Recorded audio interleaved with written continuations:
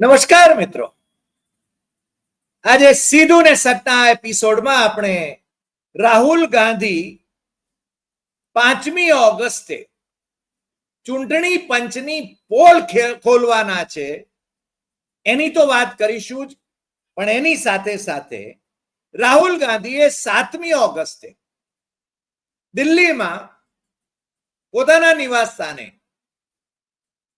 India ગઠબંધનના નેતાઓને dinner પર બોલાવ્યા છે અને એ જે ચર્ચા કરવાના છે એની ચિંતામાં માનનીય વડાપ્રધાન નરેન્દ્ર મોદી એ આજે રાષ્ટ્રપતિ દ્રૌપદી મુર્મુને મળવા માટે પહોંચી ગયા. આજે રવિવાર હોવા છતાં માનનીય વડાપ્રધાન વારાણસીથી પાછા આવીને રાષ્ટ્રપતિ મહોદયાને મળી રહ્યા છે અને રાષ્ટ્રપતિ મહોદયાના હેન્ડલ ઉપરથી બંનેની મુલાકાતની તસવીર એ શેર કરવામાં આવે છે. એટલે કંઈક અવનવું થઈ રહ્યું છે. નરેન્દ્ર મોદી શું કરવા માંગે છે એના વિશે તો તમને ખબર છે કે એ હંમેશા જે તમે વિચારતા હોય એના કરતા કંઈ નોખું જ કરે છે. એ શું કરશે એ કહેવું જરા મુશ્કેલ છે. નરેન્દ્ર મોદી અનપ્રિડિક્ટેબલ છે. આમ તો નોન બાયોલોજિકલ છે, એ તો પોતે જ કહેતા હતા. અને પછી જ્યારે રાષ્ટ્રીય સ્વયંસેવક સંઘના સરસંઘચાલક ડોક્ટર મોહન ભાગવતે એમની ઠેકડી ઉડાવવાનું ચાલુ કર્યું નામ લીધા વિના, 3 વખત એવું બન્યું કે દેવતા થવા નીકળ્યા છે, ત્યારે ભાઈ શ્રી પાછા માનવ હોવાનું અનુભવવા માંડ્યા. હવે દેવતા છે કે માનવ છે એ તો એમના અંધભક્તો માટે તો એ વિષ્ણુઓનો અવતાર છે, પણ વડાપ્રધાન પદે બિરાજમાન છે એટલે કે માણસ છે, માનવ અવતાર તો છે એવું આપણે માની લઈએ. રાહુલ ગાંધી લોકસભામાં વિપક્ષના નેતા અને કોંગ્રેસના પૂર્વ અધ્યક્ષ એ નરેન્દ્ર મોદીની ઊંઘ હરામ કરી રહ્યા છે.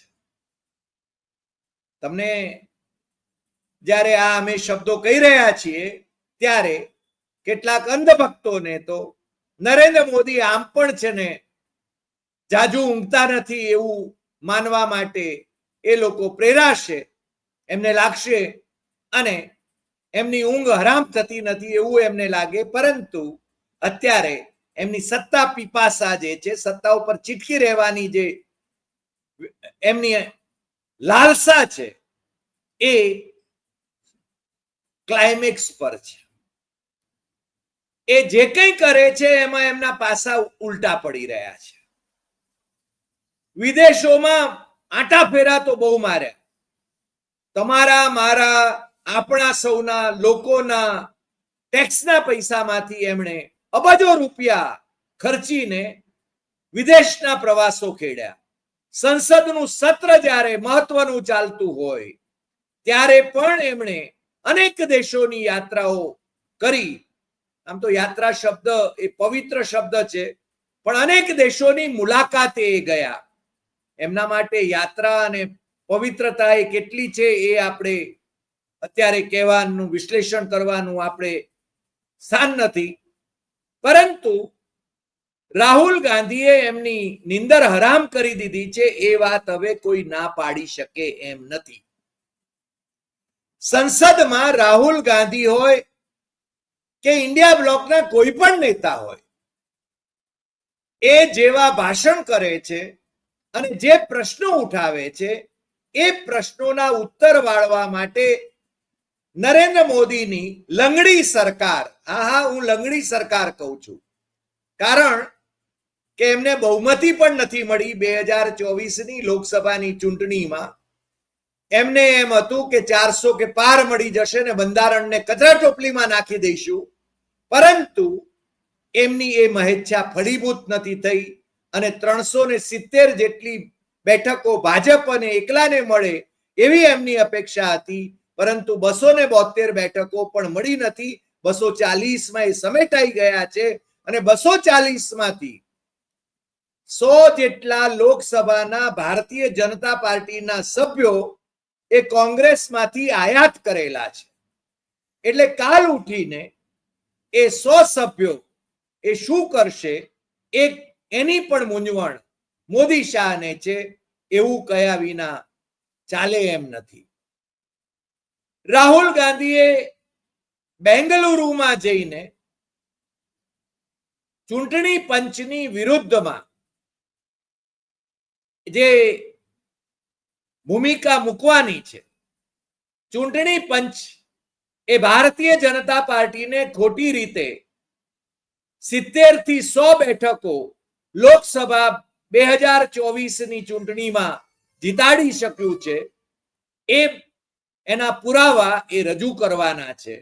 અને ભારતીય જનતા પાર્ટીના નેતાઓ કે પછી એનડીએના નેતાઓ ભલે એમ કહેતા હોય કે રાહુલ ગાંધી તો આવી વાતો કર્યા કરે, પરંતુ એને ગંભીરતાથી લેવાની જરૂર નથી, છતાં ચૂંટણી પંચ પણ પ્રેશરમાં છે. કારણ કે નરેન્દ્ર મોદીનું નોકર છે. નોકર હું જાણી જોઈને કહું છું.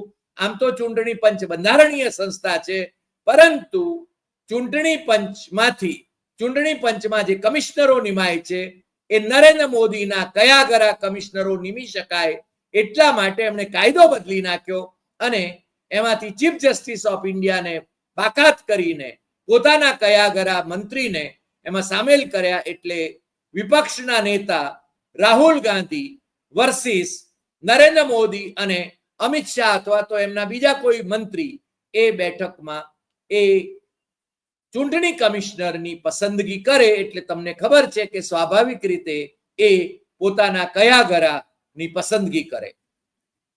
વરિષ્ઠ સંપાદક અજય શુક્લ તો બહુ સ્પષ્ટપણે કહે છે કે જ્ઞાનેશ કુમાર જે ચીફ ઇલેક્શન કમિશનર છે એ તો આરએસએસ ના ફેમિલીમાંથી આવે છે, એટલે એમને જે આદેશો મળે, નરેન્દ્ર મોદી પ્રચારક રહ્યા છે અને પ્રચારક તરફથી જે આદેશો મળે, વડાપ્રધાન પણ છે, વડાપ્રધાન તરફથી જે આદેશો મળે એ આદેશોનું એ પાલન કરે એ બહુ સ્પષ્ટ છે.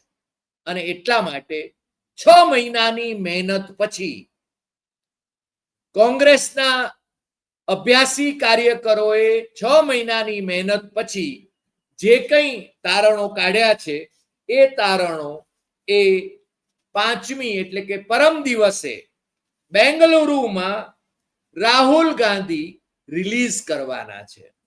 રાહુલ ગાંધીએ હજુ ગઈકાલે જ લીગલ ફેટર્નિટીના કોન્ક્લેવમાં જે કહ્યું કે 6.5 લાખ વોટ એ જેન્યુન હોય અને 1.5 લાખ વોટ એમાં છે ને ફેક ઉમેરી દેવામાં આવે ચૂંટણી પંચ તરફથી અને ભારતીય જનતા પાર્ટીને જીતાડી દેવામાં આવે.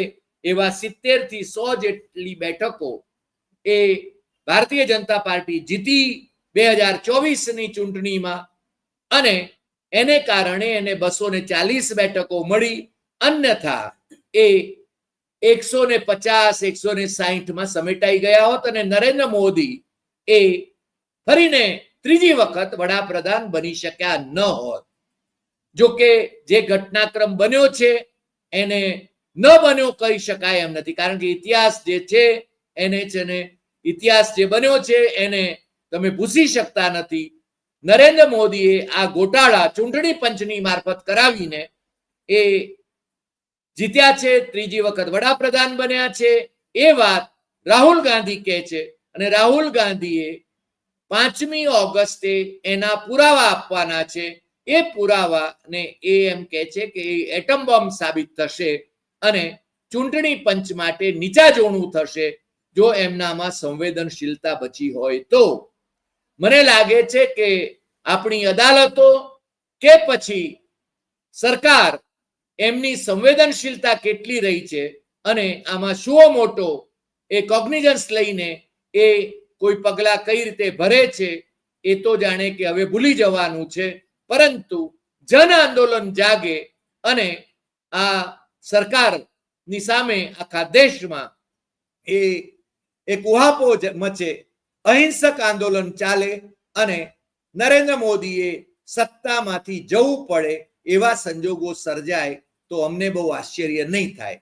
આમ પણ દક્ષિણ ભારત, ઈશાન ભારત, પશ્ચિમ બંગાળ, પંજાબ અને બીજા રાજ્યો એટલે કે દેશના ઘણા બધા રાજ્યો એ છે ને ભારતીય જનતા પાર્ટીના સીધા અંકુશમાં નથી, પરંતુ ED, CBI, income tax, NIA આ બધા જે અને ઇલેક્શન કમિશન આ બધાની મારફત કેન્દ્ર સરકાર એ પોતે ધાર્યું કરાવી રહી છે. અને હમણાં તો બિહારમાં જે રીતે મતદાર યાદીઓનું નવીનીકરણ થઈ રહ્યું છે એને એસઆઈઆર જે કહે છે એની અંદર જે રીતે ગોટાળા થઈ રહ્યા છે, નામો કાપી નાખવામાં આવી રહ્યા છે, એ બાબતો પણ બહુ જ ગંભીરપણે દેશ આખાની અંદર ચર્ચાનો વિષય બન્યા છે. વિશેષ ગહન પુનરીક્ષણ એસઆઈઆર એને ચેલેન્જ કરવા માટે અથવા તો એના ઉપર ચર્ચા કરવા માટે સંસદમાં વિપક્ષોએ, ઇન્ડિયા ગઠબંધને સમય માંગ્યો હતો, પરંતુ એમને સમય આપવામાં આવતો નથી, કારણ કે એમાં મોદી સરકારના ભોપાળા ખુલ્લા પડી જાય, ચૂંટણી પંચના ભોપાળા ખુલ્લા પડી જાય એવી એમને ધાસ્તી છે. બીજું કે ઇન્ડિયા ગઠબંધનને તોડી નાખવા માટે, ઓપરેશન લોટસ કરવા માટે સતત ભારતીય જનતા પાર્ટીના નેતૃત્વવાળી સરકાર અને નરેન્દ્ર મોદી અને અમિત શાહ એ સક્રિય રહ્યા હોવા છતાં ઇન્ડિયા ગઠબંધનના 24 પક્ષો એ હજુ તૂટ્યા નથી, એ અકબંધ છે. અને 7મી ઓગસ્ટે રાહુલ ગાંધીના નિવાસ સ્થાને એમને ડિનર માટે નિમંત્રણ આપવામાં આવ્યું છે અને એમાં વાઇસ પ્રેસિડેન્ટની જે ચૂંટણી આવી રહી છે એને માટે પણ ચર્ચા થશે. તમને ખ્યાલ છે કે ધનખડે રાજીનામું આપ્યું એટલે વાઇસ પ્રેસિડેન્ટની ચૂંટણી જો મતદાન કરવાની જરૂર પડશે તો 9 સપ્ટેમ્બરે મતદાન થવાનું છે, એટલે વાઇસ પ્રેસિડેન્ટ માટેનો ઉમેદવાર કોણ મૂકવો એની ચર્ચા થશે ઇન્ડિયા ગઠબંધનના એ નેતાઓના ડિનરમાં. સર વિશે, બિહારની અંદર સર વિશેની ચર્ચા થશે અને બીજી ઇલેક્શન કમિશન ઉપરની તડી પડશે એ બાબત પણ છે ને આપણે સમજી શકીએ છીએ. રાહુલ ગાંધી આ બાબતમાં ખૂબ જ આક્રમક થઈ રહ્યા છે અને હવે મણિપુરમાં રાષ્ટ્રપતિ શાસનને લંબાવવામાં સરકારના 6 મહિના, વધુ 6 મહિના, કારણ કે સરકાર ત્યાં કોશિશ કરી રહી હતી કે ફરીને ભારતીય જનતા પાર્ટીની સરકાર ત્યાં રચવી, પરંતુ એ શક્ય બન્યું નથી, એટલે 6 મહિના રાષ્ટ્રપતિ શાસન લંબાવીને પણ દિલ્હીનો સીધો દોરી સંચાર એ મણિપુર પર રહે અને ત્યાં હિંસા અટકે એવી કોશિશ કરે છે, છતાં ત્યાં હિંસા અટકતી નથી એ આપણે બધા જાણીએ છીએ. અને છેલ્લા 2-3 વર્ષથી નરેન્દ્ર મોદીમાં પણ એટલી હિંમત નથી કે એ ત્યાં મણિપુરની મુલાકાતે જઈ શકે. સાથે સાથે ટ્રમ્પભાઈએ જે રીતે ટેરિફ ઝીંક્યા છે, ટેરિફ 25% ટેરિફ અને પેનલ્ટીની જે જાહેરાત કરી છે એ જાહેરાત પણ નરેન્દ્ર મોદીને ભીંસમાં લેવાની વાત બહુ સ્પષ્ટ કરે છે. નરેન્દ્ર મોદી હવે સ્વદેશીના ગાણા ગાવા માંડ્યા છે. હમણાં વારાણસીમાં જઈને એમણે સ્વદેશીના ગાણા ગાવા માંડ્યા, પરંતુ નરેન્દ્ર મોદી પોતે છે ને જ્યારે વિદેશી વસ્તુઓ વાપરતા હોય ત્યારે એમને મોઢે સ્વદેશી એ શબ્દ જ શોભતો નથી, એ આપણે બધા સમજી શકીએ એમ છીએ. સાથે સાથે સંજય રાઉત જે શિવસેના ઉદ્ધવ ઠાકરેના જે સાંસદ છે, રાજ્યસભાના સભ્ય છે, પ્રવક્તા છે અને શિવસેના ઉદ્ધવ ઠાકરેના મુખપત્ર સામના દૈનિકના એ એક્ઝિક્યુટિવ એડિટર છે, એમણે તો એક નરેન્દ્ર મોદીની સરકાર માટે દુખતી રગ ઉપર હાથ મૂક્યો છે. એમણે કહ્યું છે કે 2016 થી પાકિસ્તાનમાં કુલભૂષણ જાદવ એ છે ને સબડી રહ્યા છે, જેલમાં સબડી રહ્યા છે, એમને છે ને એ લોકો આતંકવાદી કહે છે અને અહીંયા અમિત શાહ એમ કહે છે કે કે હિન્દુ ક્યારેય આતંકવાદી હોઈ શકે નહીં.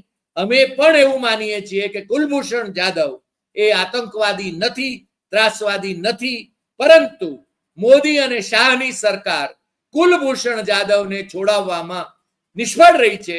એ બાબત પણ છે ને બહુ સ્પષ્ટપણે કહી શકાય એમ છે.